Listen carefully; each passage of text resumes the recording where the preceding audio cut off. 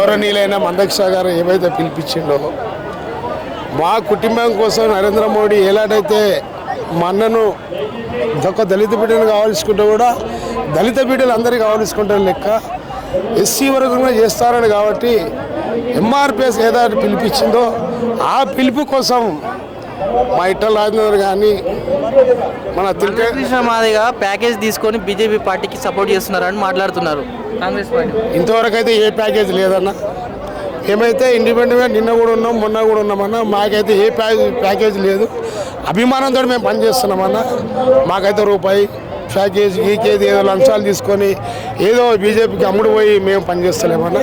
BJP అభిమానంతో పనిచేస్తున్నామన్నా. మందకృష్ణ మాదయ్య గారు only ఎలక్షన్లు అప్పుడే బయటకు వచ్చి కనబడతారు, దళితుల కోసం అసలు ఏం మాట్లాడలేరు అని మాట్లాడుతున్నారు. లేదన్నా ఎప్పుడైనా మాట్లాడతాడన్నా. ఎప్పుడైనా ఏ కపట ప్రేమ, దళితుల మీద కపట ప్రేమ అని చెప్తా ఉండు. అది పడిరానోళ్ళు ఎవరైనా చెప్తుంటారన్నా. దానికి పెద్ద అధికారిస్తున్న అవసరం లేదన్నా. ఆయన 25 ఏళ్ళు 30 ఏళ్ళ సంది ఎంఆర్పిఎస్లో పనిచేస్తున్నా.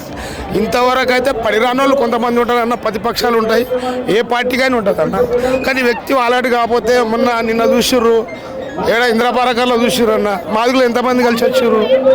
అది అలాంటిది ఎవరో కావాలని అంటారన్న. దాన్ని మేము తిరస్కారం చేస్తలేను. మాదిగల ఆత్మగౌరవాన్ని తీసుకుని మోడీ కాళ్ళ దగ్గర పెట్టిండు మందకృష్ణ మాదిగ అని ఆరోపిస్తారు. అది కాదన్న. అదైతే ఇప్పటివరకు ఎందుకు పెట్టిండు మందకృష్ణ గారు అంటే ఎస్సీ వర్గంగా మాత్రం ఏ ప్రభుత్వం చేయలేదు.